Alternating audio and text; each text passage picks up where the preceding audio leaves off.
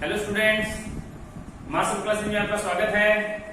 आज मैं आपके लिए साइंस का न्यू चैप्टर लेकर आया हूं और उस चैप्टर का नेम है क्लासिफिकेशन ऑफ पीरियोडिक टेबल। तो अपने फर्स्ट ऑफ ऑल इसमें एटम के बारे में डिस्कस करेंगे कि व्हाट इज एटम, एटम क्या होता है और जो भी मैटर होता है, मैटर है वो किससे बनता है। क्लियर? तो चलिए लेट्स स्टार्ट द वीडियो। तो first of all what is atom. तो एटम क्या होता है? The smallest particle, smallest particle है, छोटे से छोटा पार्टिकल है that can neither be broken into small pieces. जो क्या है, जिसको स्मॉल पीसेस में क्या कर सकते हैं, अपने नहीं तोड़ सकते। तो कहने का मतलब क्या हो गया? This is indivisible. इंडिविजुअल मतलब जिसको डिवाइड ना किया जा सके। एटम क्या होता है? It may not exist freely, ये फ्रीली एग्जिस्ट नहीं कर सकता। ये बात ध्यान में रखनी है कि जो मॉलिक्यूल होता है वो फ्रीली एग्जिस्ट कर सकता है, लेकिन एटम क्या होता है? फ्रीली एग्जिस्ट नहीं कर सकता। तो आगे जो फर्स्ट ऑफ ऑल जो एटम के बारे में जिसने बताया था वो कौन है? महर्षि कनाद। महर्षि कनाद ने फर्स्ट ऑफ ऑल एटम के बारे में बताया था। वो भी उन्होंने एक्सपेरिमेंटली प्रूव करके नहीं बताया था, एक्सपेरिमेंटली प्रूव करके नहीं बताया था। अगर फर्स्ट ऑफ ऑल पूछे तो किसने बताया? महर्षि कनाद ने। तो आगे अपने पास जो एक्सपेरिमेंटली प्रूव किया था इस बात को, उस साइंटिस्ट का नेम क्या है? Dalton, John Dalton. John Dalton क्या था? एक स्कूल टीचर था। क्या था? स्कूल टीचर था। तो उसने एटम के ऊपर अपनी थ्योरी दी थी। तो वो क्या है देखिए, पहला है atomic theory of Dalton. Atomic theory of Dalton में देखिए फर्स्ट पॉइंट और सेकंड पॉइंट मैंने ब्लैंक छोड़ दिए हैं।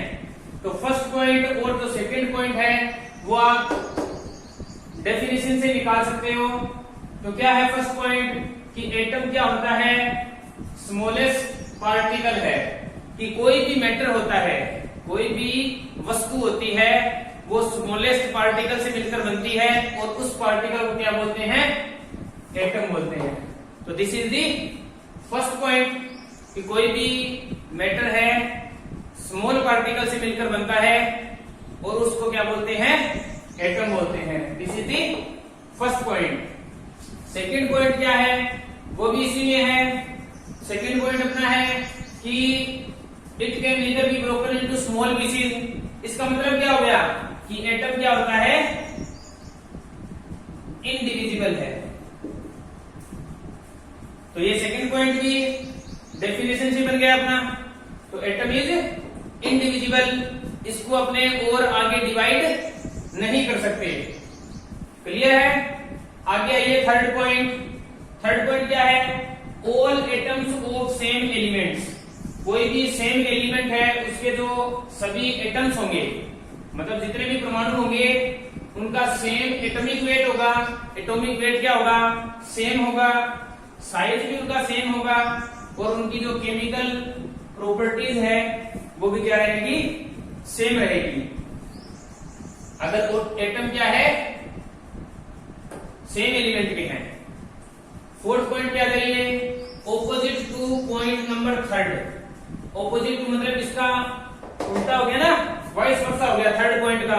तो क्या हो गया? इसी में देख लीजिए, all atoms of different element. All atoms of different element, different atomic weight, different size और डिफरेंट केमिकल प्रॉपर्टीज। क्योंकि एलिमेंट अलग अलग होंगे तो उनका साइज भी अलग होगा, उनका एटॉमिक वेट भी अलग होगा। जिस तरह मैं ले लूं हाइड्रोजन, ऑक्सीजन। तो हाइड्रोजन का क्या है? हाइड्रोजन एक नंबर पे है, एटॉमिक वेट क्या हो गया? और ऑक्सीजन क्या है? 8 नंबर पे होता है ना। ऑक्सीजन क्या होता है? 8 नंबर पे होता है। क्लियर है ना? अगर मैं इसी तरह इसके अकॉर्डिंग एग्जांपल लूं, अगर मैं ले लूं यहां पर सपोज मैंने ले लिया H2 ले लिया, क्या ले लिया H2। H2 में कितने H हैं? 2 H हैं। कितने हैं? 2 H। तो दोनों H का क्या है? एटॉमिक वेट भी सेम होगा, साइज भी सेम होगा और उनकी केमिकल प्रॉपर्टी भी सेम होगी। इसी तरह में ऑपोजिट टू पॉइंट नंबर 3, अगर डिफरेंट एलिमेंट है तो उनका सेम डिफरेंट एटॉमिक वेट होगा, साइज भी डिफरेंट होगा और केमिकल प्रॉपर्टीज भी क्या होगी? डिफरेंट होगी। देखिए स्टूडेंट्स, इसका एग्जांपल लेते हैं। सपोज NH3 है, अमोनिया है। अमोनिया है, क्या है? NH3। तो नाइट्रोजन है और क्या है? हाइड्रोजन है। तो नाइट्रोजन का अपने को वेट होगा वो अलग होगा, साइज अलग होगा, केमिकल प्रॉपर्टीज भी डिफरेंट होगी। किसके कंपेयर में? हाइड्रोजन के कंपेयर में। तो दिस इज पॉइंट नंबर 4। आगे है 5th point, atoms of same और different element combine together in simple whole number ratio to form compounds. कि कोई भी एटम होते हैं सेम एलिमेंट्स के, चाहे वो एलिमेंट सेम हो चाहे वो डिफरेंट हो, तो वो क्या है? सिंपल होल नंबर रेशियो में कंबाइन होंगे और क्या बनाएंगे? कंपाउंड्स बनाएंगे। कंपाउंड्स मतलब इसी तरह मैंने आपको बताया अमोनिया, अमोनिया मतलब NH3।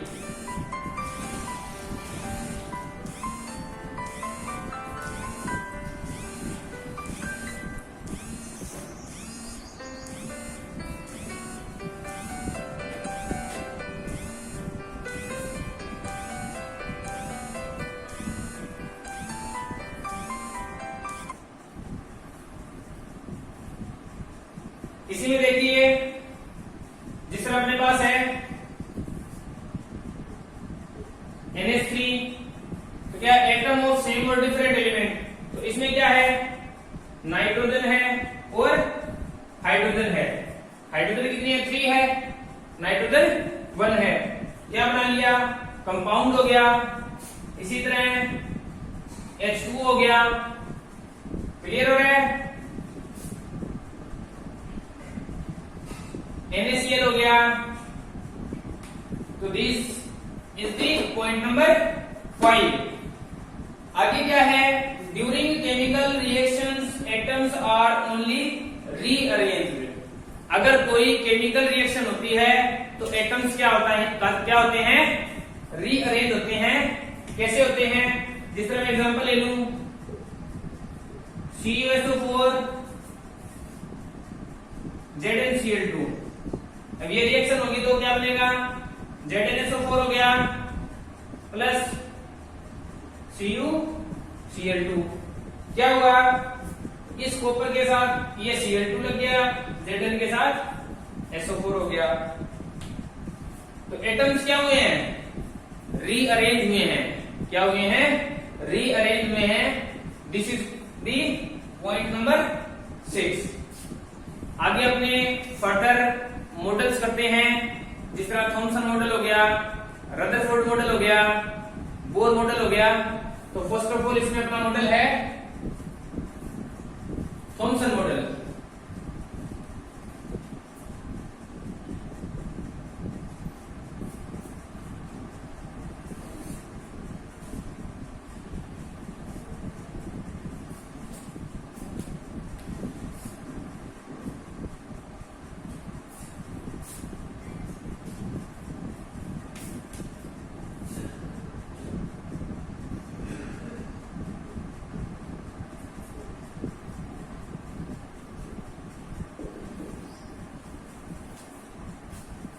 तो फर्स्ट ऑफ ऑल अपने पास क्या है इसमें? Thompson model. तो जब इलेक्ट्रॉन की डिस्कवरी हुई थी तो इलेक्ट्रॉन की डिस्कवरी के बाद में थॉमसन ने एक मॉडल दिया। थॉमसन ने क्या किया? एक मॉडल दिया। तो मॉडल में उसने क्या किया? तो उसने ये बोल दिया कि ये जो अपना एटम है, ये जो अपना एटम है ये क्या है? पॉजिटिवली चार्ज्ड स्फीयर है। एटम क्या है? एटम इज पॉजिटिवली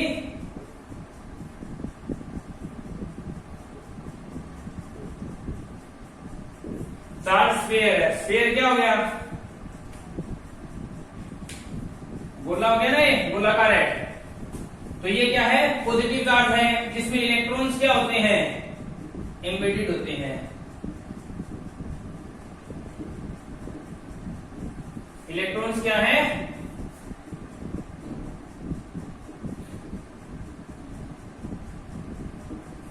एम्बेडेड है।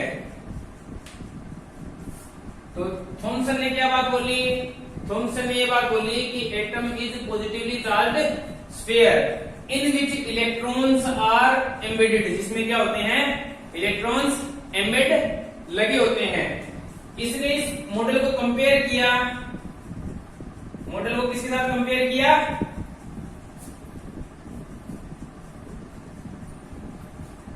he compared this model with watermelon।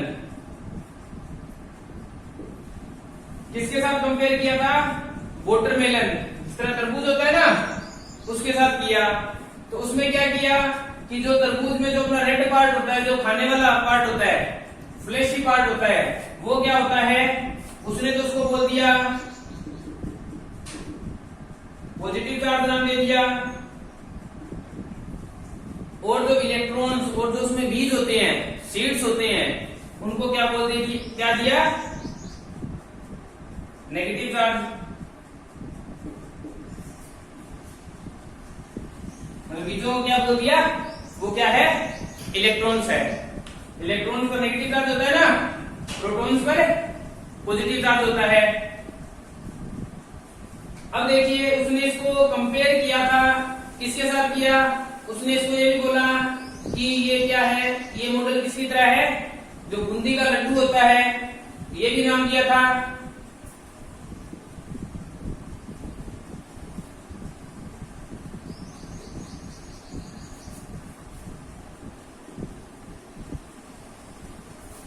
Compare this model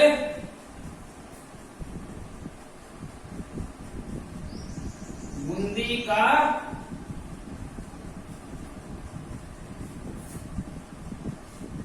Laddu.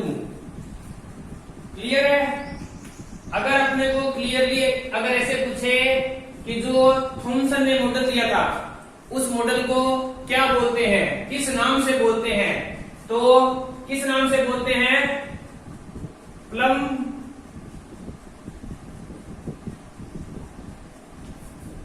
Pudding model, किस नाम से बोलते हैं, प्लम पडिंग मॉडल। एग्जाम में क्वेश्चन बहुत बार पूछा गया है कि प्लम पडिंग मॉडल है वो किसके मॉडल को बोलते हैं, तो थॉमसन के मॉडल को बोलते हैं। या ऐसे भी पूछ सकते हैं थॉमसन वाले मॉडल को किस नाम से बोलते हैं, प्लम पडिंग मॉडल। अब इस नाम से क्यों बोलते हैं, प्लम पडिंग क्यों बोलते हैं, वो इसलिए बोलते हैं कि जो ये मॉडल है वो जो क्रिसमस केक होता है उसकी तरह है, क्रिसमस केक की तरह। तो उसमें क्या है, क्रिसमस केक में जो पॉजिटिवली चार्ज है उसको तो उसने बोल दिया पडिंग, और जो नेगेटिवली चार्ज है, जो ड्राई फ्रूट्स उस पे लगे होते हैं केक पे, उनको उसने क्या बोल दिया, प्लम, मतलब नेगेटिव चार्ज नेम दे दिया। तो इसीलिए इस मॉडल को क्या बोला गया, प्लम पडिंग मॉडल। तो इसमें जो भी जितना भी पॉजिटिव चार्ज होता है, जितना पॉजिटिव चार्ज होता है उतना ही नेगेटिव चार्ज होता है। इस बात से अपने को क्या पता चलता है, इस बात से अपने को पता चलता है कि एटम होता है वो इलेक्ट्रिकली क्या होता है, न्यूट्रल होता है। एटम क्या होता है, उदासीन होता है, एटम पर कोई भी चार्ज नहीं होता।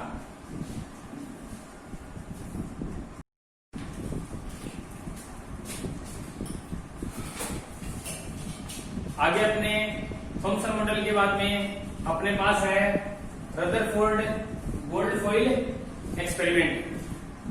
तो देखिए, this is the diagram of Rutherford gold foil experiment. तो इसमें ये क्या है, ये अपने पास फ्लोरोसेंट स्क्रीन है, ये बीच में गोल्ड फॉइल लगा रखी है। ये क्या है, अल्फा पार्टिकल डिटेक्टर है, या आप इसको सोर्स ऑफ अल्फा पार्टिकल भी बोल सकते हैं। और ये क्या है, ये जो रेज निकल रही है ये क्या है, ये अल्फा पार्टिकल है और ये क्या होती है, पॉजिटिवली चार्ज होती है। अब ये देखिए ये क्या है, ये जो डायरेक्ट सीधी जा रही है, जो रेज गोल्ड फॉइल से ऊपर जा रही है, तो ये है अनडिफ्लेक्टेड अल्फा पार्टिकल, मतलब यहां से गई और सीधी निकल गई, तो ये क्या है, अनडिफ्लेक्टेड अल्फा पार्टिकल। और ये जो है ये वाली और ये वाली ये क्या है, डिफ्लेक्टेड अल्फा पार्टिकल। तो this is the diagram of Rutherford gold foil experiment. तो देखिए इसमें क्या है, तो ये है the spherical layer of gold foil was coated with zinc sulphide. जो ये स्फेरिकल लेयर है, ये जो लेयर है अपने पास, ये कोटेड है, ये इसमें जो कोट किया है, कलर किया है, वो किससे किया है, जिंक सल्फाइड। इसमें केमिकल यूज किया है, किस लिए यूज किया है, कि so that whenever alpha particle struck with the screen, कि जो अल्फा पार्टिकल है स्क्रीन के साथ क्या करे, टकराएं। अल्फा पार्टिकल है गोल्ड फॉइल से ऊपर, जब यहाँ पर स्ट्राइक करेंगे, टकराएंगे, तो क्या होगा, ये क्या है, a tiny flash of light was produced at that point। मान लो यहाँ पर टकराए तो यहाँ पर कोई लाइट प्रोड्यूस होगी, यहाँ पर टकराए तो यहाँ पर भी लाइट प्रोड्यूस होगी, और यहाँ पर टकराएंगे तो यहाँ पर भी क्या होगा, लाइट प्रोड्यूस होगी। तो this is the Rutherford gold foil experiment. अब इसमें ये जो गोल्ड फॉइल एक्सपेरिमेंट है, इसके ऊपर रदरफोर्ड ने ऑब्जर्वेशन की है कि ये जो उसने एक्सपेरिमेंट किया तो क्या क्या कंडीशन हुई। तो चलिए ऑब्जर्वेशन देखते हैं।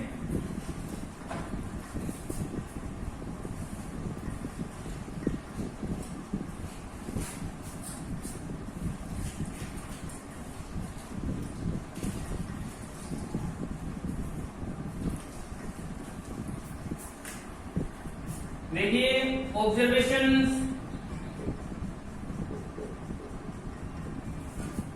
of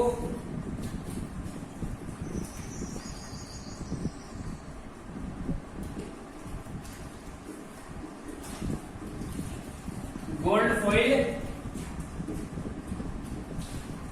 experiment. देखिए क्या है, सपोज ये अपने पास एटम है, ये क्या है, अपने पास एटम है, ये इसका न्यूक्लियस हो गया, ये क्या हो गया, इसका न्यूक्लियस होगा। उसने क्या बात बोली कि जो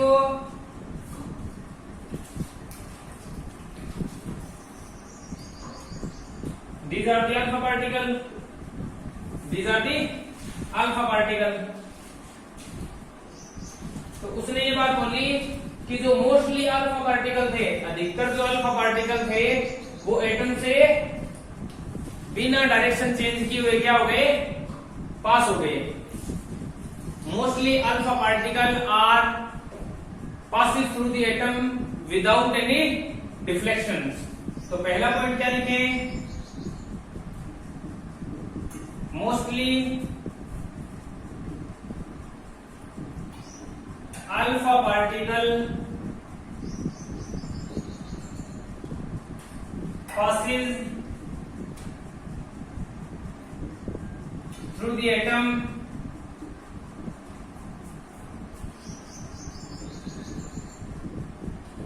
without any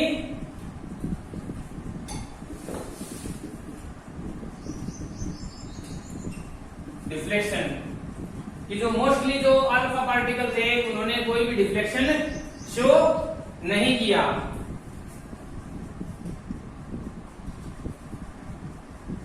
सम पार्टिकल्स थे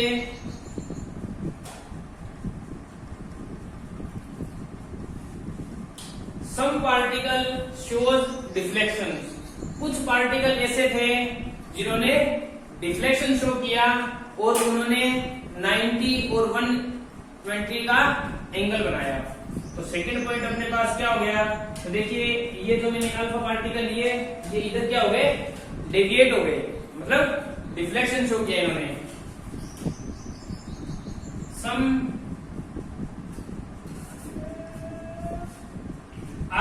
particle shows deflection at the angle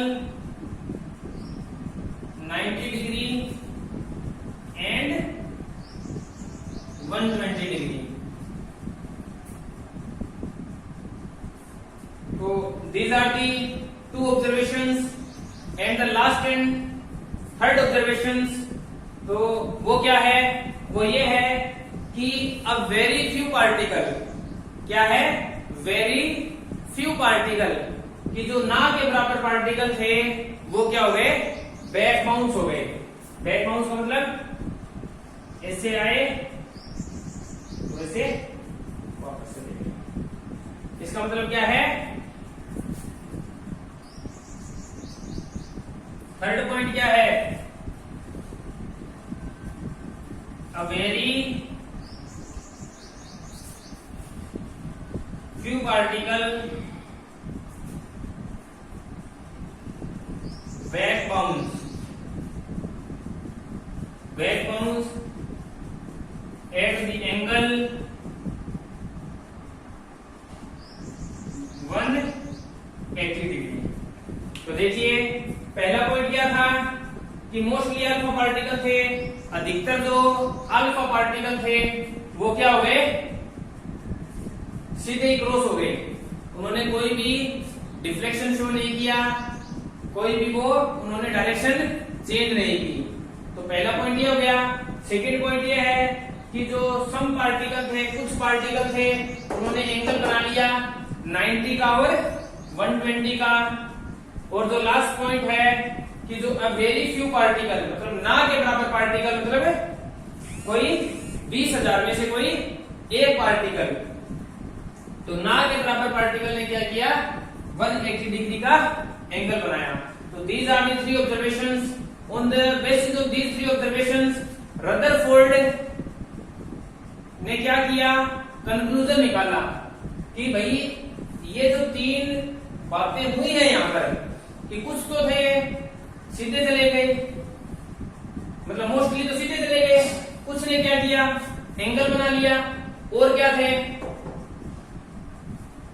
और मानो कि एक पार्टिकल ऐसा था जिसने क्या किया? वो बैक बाउंस वापस आ गया। ऐसा क्यों हुआ? होने को तो ऐसा भी हो सकता था कि सारे ही सीधे चले जाते, या सभी एंगल बना लेते, या सभी बैक बाउंस हो जाते।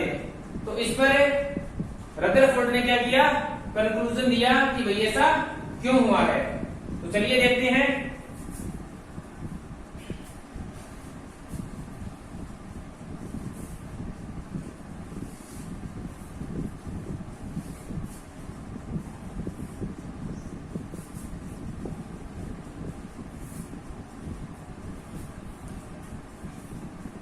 आगे क्या अपने पास?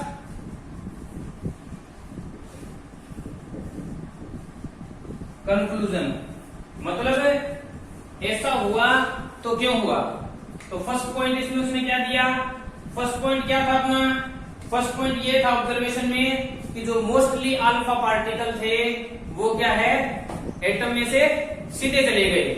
उन्होंने कोई भी डायरेक्शन चेंज नहीं की, डिफ्लेक्शन शो नहीं किया। तो इसमें उसने क्या कहा कंक्लूजन में कि mostly part of the atom is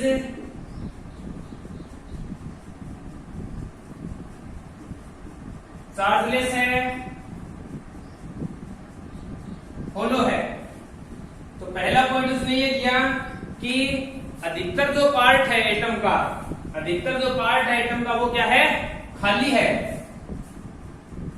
खाली है, खोखला है या चार्जलेस है, कि इसमें अंदर कोई भी चार्ज नहीं है। अब सेकंड पॉइंट क्या था? सेकंड पॉइंट ये था कुछ पार्टिकल ऐसे थे जिन्होंने क्या है? एंगल बनाया, एंगल बनाया 90 का और 120 का। ऐसा क्यों हुआ? ऐसा इसलिए हुआ कि कि यहां पर क्या थे, यहां पर क्या है, न्यूक्लियस। न्यूक्लियस पे क्या होता है, पॉजिटिव चार्ज होता है, और अल्फा पार्टिकल भी क्या थे, पॉजिटिवली चार्ज थे। तो वहां पर क्या हुआ, रिपल्सिव फोर्स की वजह से वो क्या हुए, उन्होंने एंगल बनाया। तो there is A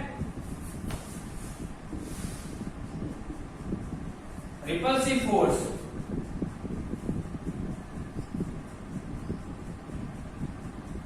at the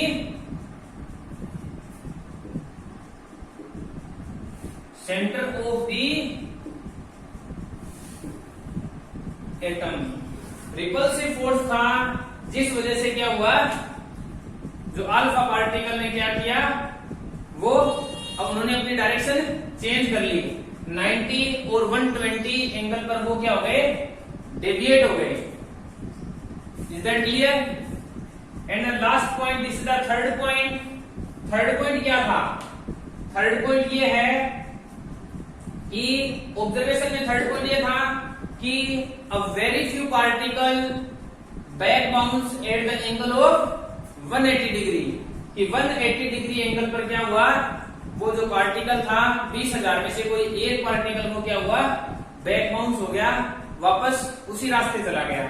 क्यों हुआ, क्योंकि ये जो वॉल्यूम होता है न्यूक्लियस का, क्या है,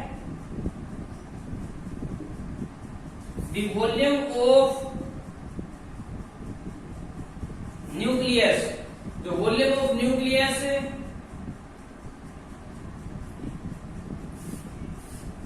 as compare to volume of atom is negligible. कि जो एटम का जो वॉल्यूम है और न्यूक्लियस का वॉल्यूम है, तो न्यूक्लियस का वॉल्यूम क्या है, एटम के कंपेयर में नेग्लिजिबल है, ना के बराबर है। तो this is the third conclusion of Rutherford. आगे है, इसी बेस पर रदरफोर्ड ने एक एटॉमिक मॉडल बनाया, वो देखते हैं।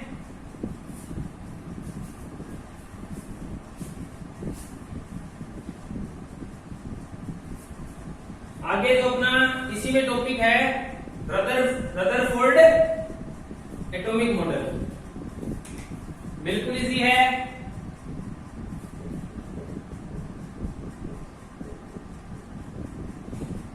रदरफोर्ड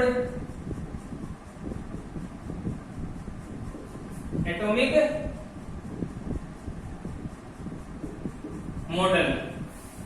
अब इसमें क्या है, देखिए,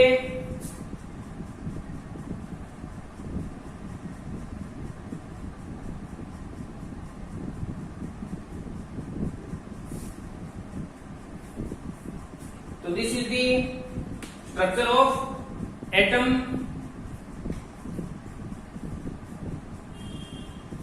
तो इसमें ये बीच में क्या है, ये क्या है, न्यूक्लियस है, और ये क्या है, इलेक्ट्रॉन्स इनमें मूव करते हैं। ठीक है, तो देखिए फर्स्ट पॉइंट क्या बोला, ये है कि जो एंटायर पॉजिटिव चार्ज है, entire positive charge is concentrated in the centre of atom, this is called nucleus. कि जो टोटल जो चार्ज है वो एटम के सेंटर में होता है, और सेंटर को अपने क्या बोलते हैं, न्यूक्लियस बोलते हैं। तो देखिए, entire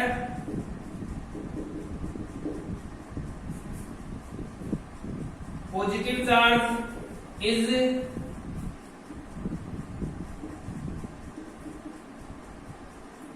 concentrated at the center of atom is called nucleus. तो this is the first point. First point क्या है कि जो टोटल जितना भी पॉजिटिव चार्ज है वो एटम के सेंटर में होता है और उसे अपने क्या बोलते हैं, न्यूक्लियस बोलते हैं। अब बात करते हैं सेकंड पॉइंट की। तो सेकंड पॉइंट क्या है इसमें, सेकंड पॉइंट ये है कि न्यूक्लियस के जो चारों ओर है, न्यूक्लियस के चारों ओर है सर्कुलर पाथ होते हैं, सर्कुलर पाथ होते हैं जिनमें इलेक्ट्रॉन्स क्या करते हैं, मूव करते हैं और उन पाथ को अपने क्या बोलते हैं, ऑर्बिटल्स बोलते हैं। क्या बोलते हैं, ऑर्बिटल्स। तो there is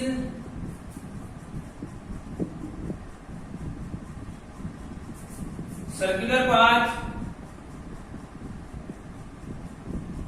around the nucleus, जिसमें क्या करते हैं, इलेक्ट्रॉन्स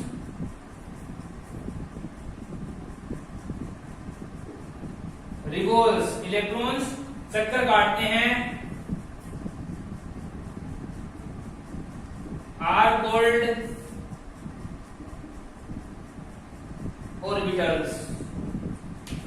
क्लियर है सेकंड पॉइंट, बिल्कुल इजी है। देखिए ये न्यूक्लियस है, न्यूक्लियस के बाहर क्या है, ये सर्कुलर पाथ, ये वाला सर्कुलर पाथ, ये वाला सर्कुलर और ये लास्ट वाला सर्कुलर पाथ। इनमें क्या करते हैं, इनमें इलेक्ट्रॉन, ये इलेक्ट्रॉन शो कर रखे हैं ना, तो इनमें इलेक्ट्रॉन मूव करते हैं, इन्हीं को अपने क्या बोलते हैं, ऑर्बिटल्स बोलते हैं। अब आगे है थर्ड पॉइंट। तो what is the third point,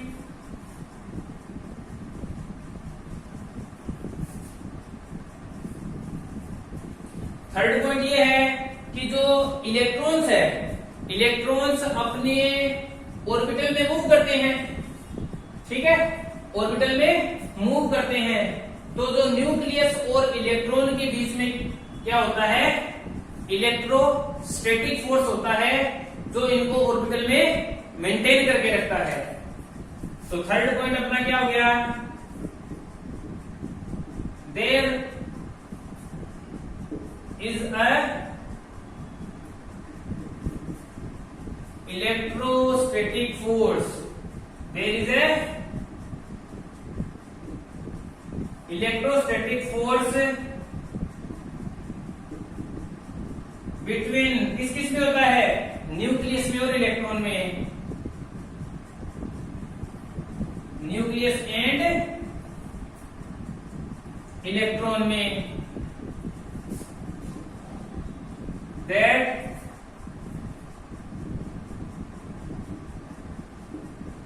maintain the electron in orbitals. Clear है।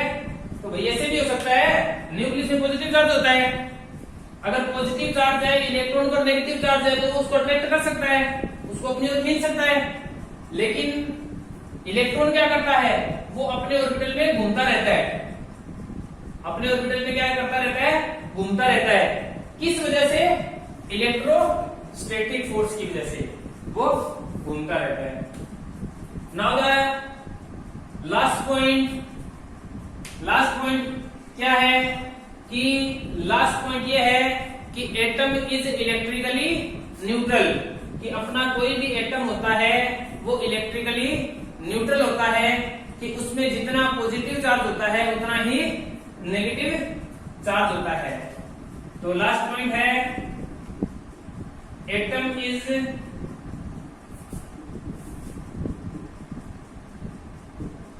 Electrically neutral, atom is electrically neutral, कि इसमें जितना पॉजिटिव चार्ज होता है उतना ही नेगेटिव चार्ज होता है। तो this is the Rutherford atomic model.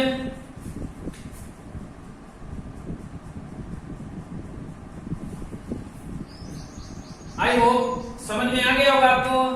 अब इसकी रदरफोर्ड की जो एटॉमिक मॉडल है इसकी अपने पास दो लिमिटेशंस है, दो कमियां है।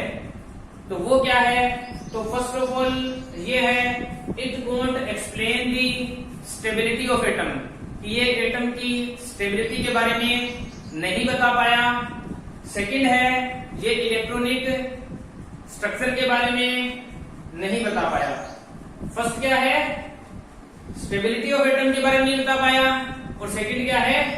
इलेक्ट्रॉनिक स्ट्रक्चर के बारे में नहीं बता पाया। तो this is the complete video of Rutherford atomic model, Thomson atomic model and about the Dalton's atomic theory. I hope आपको क्लियर हो गया होगा। वीडियो अच्छा लगे लाइक कीजिए, शेयर कीजिए, चैनल को सब्सक्राइब कीजिए और कमेंट कीजिए। Thank you.